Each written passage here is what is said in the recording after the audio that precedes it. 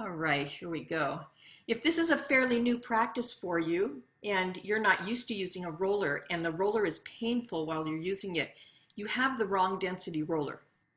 They come in many densities, so be sure and contact me and I'll send you the link for finding the right density for yourself.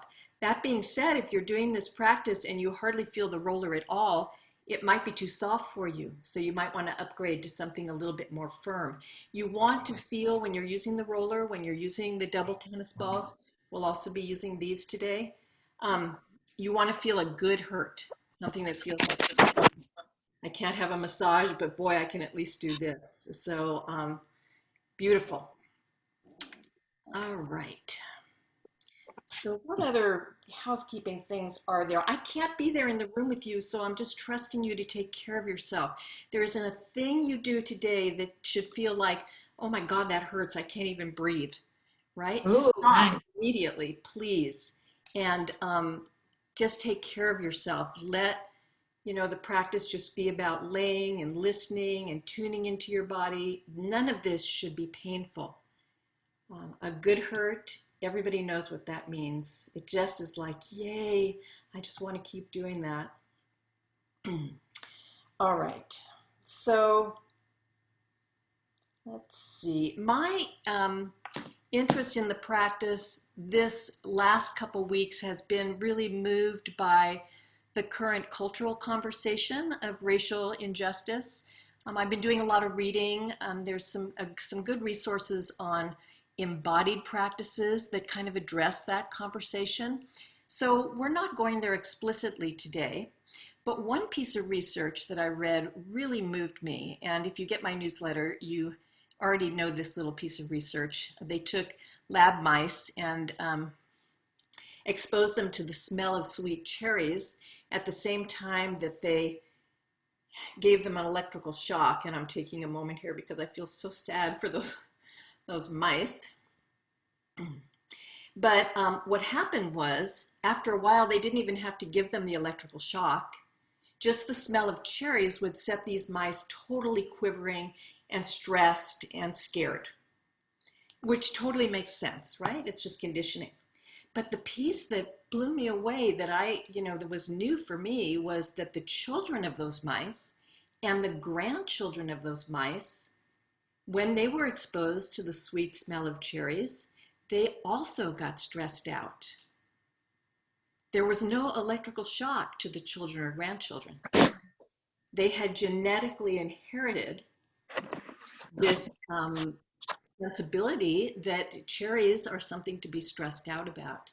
And so what we know is that we're humans and we come from a long, long history of um, stress and humans stressing other humans and brutality of one human against another human. And the current conversation, yes, it's important. And there's a much longer and deeper conversation about how long humans have been brutal to each other and that we're all holding genetic understanding of um, what it means to feel less than or brutalized or, just a victim of being a human being. Today's practice and any practice that you have with me, we're so focused on the torso because this is where we hold so much of that memory. And so as we dive in today and we start feeling, I'm going to put a particular focus on psoas, which I often do, as we start to feel the quality of that area of the body and what it holds and how we can soothe it and how we can release it and how we can lengthen it. It's a connection with this conversation. So whatever arises for you around your own version of smelling cherries, it's real.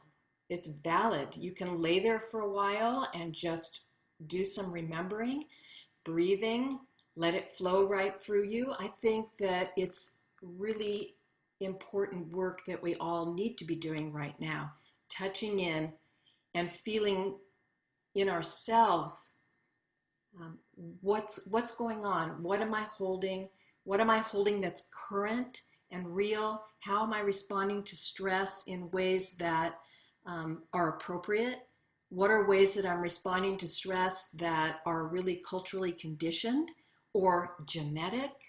Can I separate that out? Can I learn how to run or fight or freeze when it's appropriate? Can I feel stress arising in my body and be able to go, oh, wait a minute, that's not really appropriate?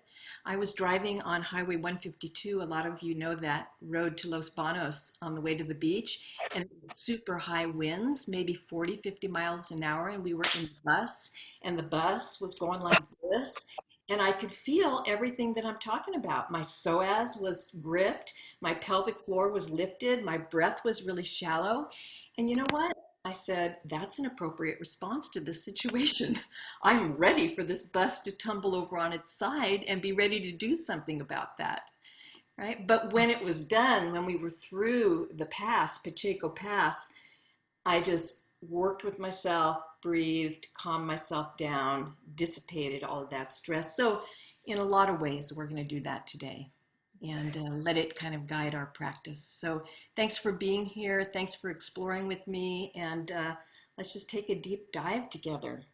Let's start with a little visual. Hey, I often love to do that. Question from someone? yeah, me. Yes. Um, I haven't taken your classes, so when you have an opportunity, could you help me learn how to feel the source? I'm not sure that I know how to do that. That's So, absolutely what we're going to be doing. I'm speaking okay, right to great, you, great. Kathy Proctor. Yeah, Yeah, I mean, questions all the time. So let's take a, I'm going to screen share for a second. Sometimes it really helps to have a little visual. And those of you that have practiced with me have seen some of these pictures, but let's just put them up here. Desktop, share. You can see my messy desktop. Okay, let's not look at that one first. Here's the one that you've seen like a million times. This is the psoas muscle. It attaches to the lumbar vertebrae, 5 of them, and then it goes behind all of your organs in your pelvis. So all of your intestines and your stomach and your pancreas and your liver, they're in front of it. But then it sneaks out right here over the lip of the pelvis and attaches on your leg. I actually love this picture of it because you can see it in a more broad, more connected sense. This is the psoas right here. What I love about this picture is it really shows you how intimately tied it is with your breath. This is the diaphragm. They do not operate separately. They operate as a unit, and you'll really feel that today, the connection of the breath and the psoas, and then of course the connection of the psoas with the legs. How else are you going to get ready to fight or run? All of this torso connects to your legs. And then at the bottom of the pelvis, this is a nice little schematic, is the floor of the pelvis. And there's a lot of muscles there too. So they all kind of operate together. When the psoas contracts with stress, the pelvic floor draws up. You probably get that as a clenched kind of feeling in your buttocks and your hips. When we're stressed, it's super natural to clench the pelvic floor also. We're not even going to go there, but the other place that we clench a lot connected to this is the jaw. You can actually feel it right there sitting. You can clench your pelvic floor up and feel the echo in your jaw, or you can clench your teeth really deeply and feel the echo in the floor of the pelvis. We'll come back to those shoulder blades next, later in our practice. So there we go. There's some images. You can just file them away, or you can just ditch them. You can go, I don't need any of that. I just want to practice. So take this at whatever level is going to serve you the best. I'm going to make this screen a little bit bigger here. Then I make myself big so I can make sure that I'm doing this. Okay, here we go. Are you ready? Let's sit for a moment and just, that was a lot of words and a lot of pictures.